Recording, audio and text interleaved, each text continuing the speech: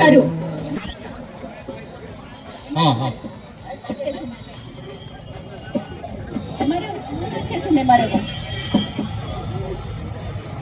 ఇదేనా మనం రావాల్సిన ఊరు? మరి ఇక్కడ ఇంతమంది కూర్చొని ఉన్నారు, మరి ఈ ఊరికి మనం రావాలనుకున్నాము. నిజంగా ఇదే ఊరా మనం రావాల్సింది? ఇక్కడ చూస్తేనేమో మొత్తం ఇక్కడ పెద్ద చౌరస్తా ఉన్నది, ఇంతమంది కూర్చొని ఉన్నారు, అందరూ హ్యాపీగా ఆనందంగానే ఉన్నారు. మరి మనమేమో వరద బాధితుల కోసమని సహాయం ఇద్దామని చెప్పి గవర్నమెంట్ మనల్ని పంపిస్తే ఇక్కడ చూస్తుంటే ఒకళ్ళ ఫేస్ కూడా అట్లా కనబడతలేదు. నిజంగా ఇదే ఊరేనా? మరి ఒకసారి ఆ సర్పంచ్ ఎవరైనా ఉన్నారా? ఎవరు కనబడతలేరు. సార్ సార్ నమస్తే సార్, నా పేరు సుబ్రహ్మణ్యం, నేనే ఇక్కడ సర్పంచ్ సార్. నమస్తే మేడం. ఏమయ్యా సర్పంచ్, నువ్వు ఇప్పుడు అన్నయ్య వచ్చేది? వీళ్ళందరూ ఇక్కడ అప్పటి నుంచి వెయిట్ చేస్తా ఉంటే నువ్వు ఇప్పుడు వచ్చేది. మేమే లేట్ చేసినావు అంటే నువ్వు ఇంకా అంతకంటే లేట్ చేస్తావు. వరద బాధితులను పిలుచుకోవడానికి పోయినా సార్. కూర్చోండి కూర్చోండి సార్. అరే కూర్చుంటే తర్వాత పొద్దులు పిలుచుకోరా సార్. కూర్చోవడం నమస్తే నమస్తే మొదలు పని కానీ ఏముందా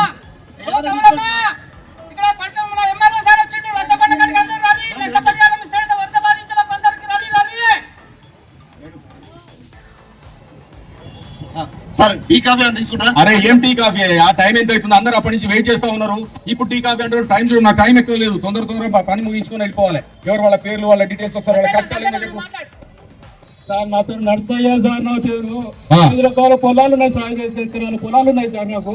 రాత్రి వాన వచ్చింది సార్. మొన్న రాత్రి వస్తే మొత్తం కొట్టుకొని పోయింది సార్. వాన వస్తే ఎడ్లు బండ్లు ఇల్లు పొలాలు అన్ని పోయినాయి సార్. అయ్యో అయ్యో కాపాడండి సార్, సాయం చేయండి సార్. అయ్యా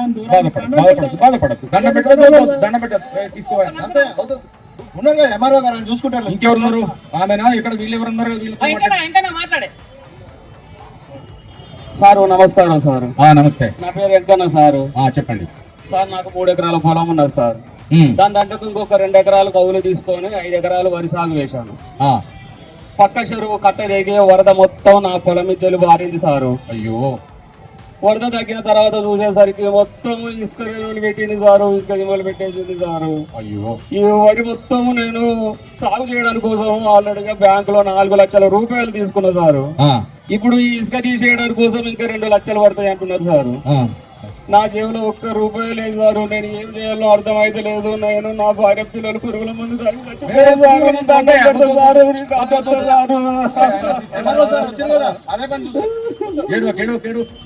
ఉన్నాం కదా గవర్నమెంట్ నుంచి.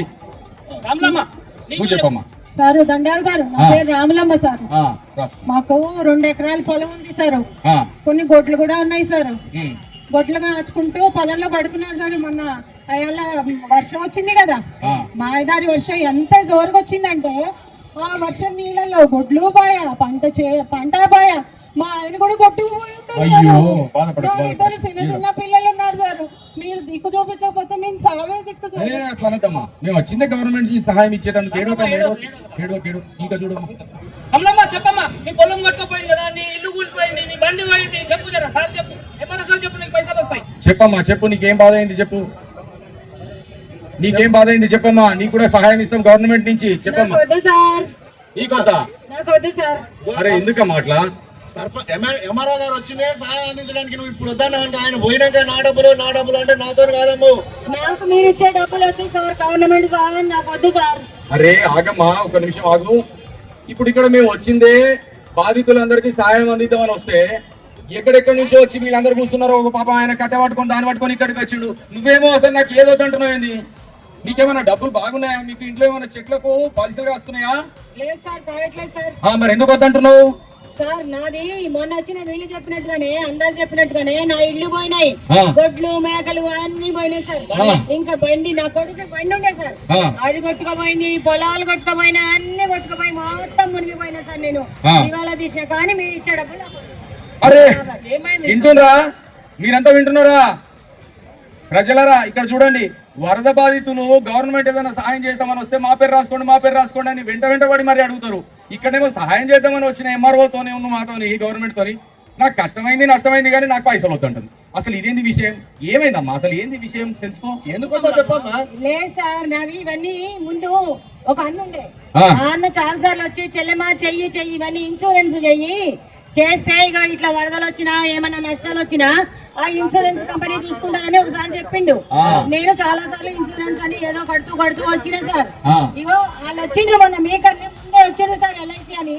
ఆ ఇన్సూరెన్స్ వాళ్ళు వచ్చి ఎంత నష్టం జరిగింది ఏంటి అని చూసి చప్పట్లు కొట్టండి, ఇన్సూరెన్స్ వాళ్ళ కోసం చప్పట్లు కొట్టండి. Very good very good very good. నా బండి కూడా ఇన్సూరెన్స్ చేపించిన నాకు కూడా పైసలు వస్తాయా? ఇక్కడ వీళ్ళందరూ వింటూనే ఉన్నారు. నీ బండి గురించి మాట్లాడుతున్నాడా? ఇన్సూరెన్స్ సంగతి తర్వాత. ఇప్పుడు ఈమె ఇంట్లో ఇల్లు కొట్టుకపోయింది, పొలం కొట్టుకపోయింది, గొడ్లు పోయినాయి, బర్రెలు పోయినాయి, అన్ని పోయినాయి, అయినా డబ్బులు వద్దంటున్నది. ఎందుకంటే ఇన్సూరెన్స్ కంపెనీ నుంచి వచ్చిందట. ఇంత చిన్న ఊర్లో ఇన్సూరెన్స్ గురించి ఇంత మంచిగా చెప్పేటోళ్ళు ఎవరన్నా ఉన్నారా? ఎవరమ్మా ఆయన? నీకు తెలుసా? సార్ మా ఊర్లో ఒక ఏజెంట్ ఉన్నాడు సార్. ఏది? LIC agent. LIC agent. ఆయన పేరు ఎవరికి సరిగ్గా తెలియదు సార్. అందరూ ఎల్ఐసి ఏజెంట్ అనే పిలుస్తారు ఆయన. ఎల్ఐసి ఏజెంట్ ఇంత గొప్ప వ్యక్తి ఇట్లాంటి హెల్ప్ చేసిందట. ఎవరో పిలిపియవా సార్? ఈ మధ్యనే మా ఊర్లో ఒక ఆయన పావు గారు చచ్చిపోతే వాళ్ళకు వారం రోజుల్లోనే డబ్బులు ఇప్పించింది సార్. అరే ఇట్లుండాలి.